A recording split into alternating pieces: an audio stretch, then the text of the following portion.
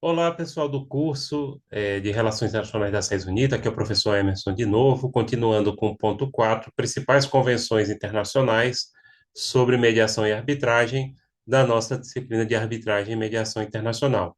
Continuando na análise da Convenção do Panamá, né, de arbitragem de 1975, o artigo 12 determina que essa vigorará por prazo indefinido, mas qualquer dos estados partes poderá denunciá-la.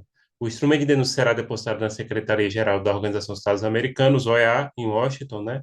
Transcorrido um ano contado a partir da data do depósito do instrumento de denúncia, cessarão os efeitos da convenção para o estado denunciante, continuando ela subsistente para os demais estados.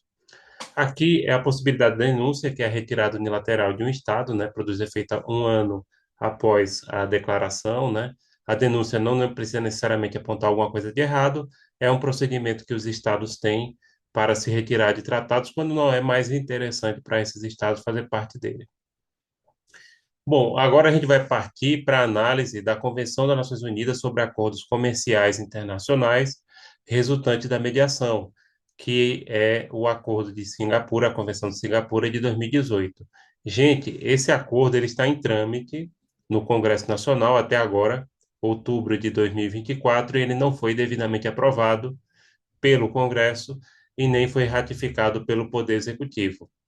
O seu preâmbulo já informa que cada vez mais se utiliza a mediação na prática comercial internacional e doméstica como alternativa aos processos judiciais, considerando que o uso da mediação traz benefícios significativos, tais como a redução de casos em que uma controvérsia leva à ruptura de relações comerciais, a facilitação da administração de transações internacionais pelas partes em uma relação comercial e a economia da administração da justiça pelos estados. Percebo que o preâmbulo dessa convenção já traz as vantagens da utilização da mediação ao invés do Poder Judiciário. Aqui não é arbitragem, é a mediação. E não esqueçam, na mediação se facilita o diálogo entre as partes e as partes escolhem qual é a decisão. Ela não é determinada como no caso do árbitro, né? No tocante ao âmbito de aplicação da Convenção de Singapura de 2018, o seu artigo 1º, parágrafo 1º, informa que ela se aplica a todo acordo resultante de mediação que tenha sido celebrado por escrito pelas partes, com a finalidade de solucionar uma controvérsia comercial, né? Acordo resultante de mediação, e que no momento de sua celebração seja internacional na medida que, e aí ela vai colocar os requisitos para ser considerado um acordo, uma controvérsia comercial de natureza internacional. A. Ao menos duas das partes do acordo resultante de mediação estejam estabelecidas em estados diferentes, partes de países diferentes. B. O estado no qual as partes do acordo resultante de mediação estejam estabelecidos não é: primeiro, o estado onde se cumpre parte substancial das obrigações derivadas do acordo resultante de mediação, ou seja, a obrigação ou a prestação do serviço é feito em um país terceiro, né? Ou segundo. Segundo, o Estado mais estreitamente vinculado ao objeto do acordo resultante de mediação é outro Estado. O parágrafo segundo do referido artigo menciona que essa convenção não será aplicável aos acordos resultantes de mediação. A. Celebrados para resolver controvérsias relativas a transações de uma das partes, um consumidor, participe com fins pessoais, familiares ou domésticos. Vocês sabem que os consumidores, como a gente gosta de falar nas disciplinas jurídicas do curso, eles são considerados hipossuficientes, ou seja, legalmente eles são considerados as partes mais frágeis da relação jurídica. Então, aqui é para o âmbito comercial, não é âmbito que envolve consumo, ou seja, parte mais frágil da relação jurídica. E também aqueles que são relacionados a direito de família, a sucessões ou trabalho, principalmente na questão de família e trabalho, existem figuras hipossuficientes. Sucessões depende muito, né? Pode haver ou não, mas aí já deixaram de fora. Direito de família geralmente tem, né? Principalmente quando tem menores, sucessões pode ter algo menor também, né? Uma criança ou adolescente.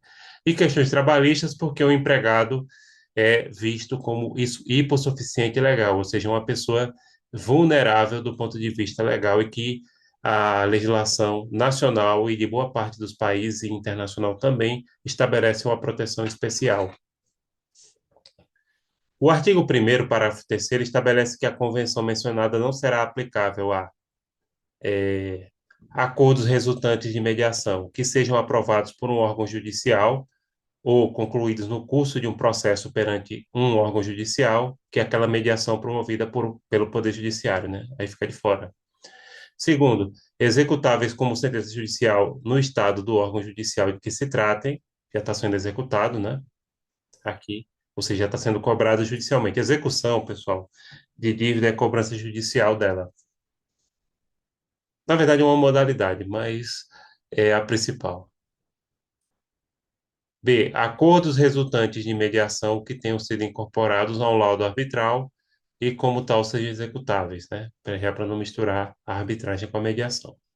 O artigo 2º define em seu parágrafo primeiro que, para efeitos dispostos no artigo 1º, parágrafo primeiro, se uma parte tiver mais de um estabelecimento, prevalecerá aquele que guarde relação mais estreita com a controvérsia solucionada pelo acordo de mediação, consideradas as circunstâncias conhecidas ou previstas pelas partes no momento de celebração do acordo. Então, aí, por exemplo, se tiver várias filiais, aí vai ser considerado aquele que tenha uma relação mais estreita com aquele caso. B, se uma parte não possui nenhum estabelecimento, ter-se-á em consideração seu local de residência habitual. Então, se não tem estabelecimento, fica valendo aí a residência, né, o local de domicílio. O parágrafo 2º do último artigo mencionado esclarece que se entende que um acordo resultante de mediação foi celebrado por escrito, se o seu conteúdo estiver registrado de alguma forma. O requisito de que o acordo conste por escrito poderá ser cumprido mediante comunicação eletrônica, se a informação contida nessa comunicação for acessível para consulta posterior. Bom, então o que é acordo por escrito, né? É aquele que está registrado de alguma forma, inclusive pode ser através de comunicação eletrônica, como e-mail, etc., WhatsApp, se essa informação contida for acessível para consulta posterior, ou seja, se ficar lá salvo para depois você poder consultar. Pessoal, aqui encerramos mais uma parte do nosso ponto 4 da disciplina de arbitragem e mediação internacional. A gente volta daqui a pouco. Fico sempre à disposição de vocês. Tchau, tchau.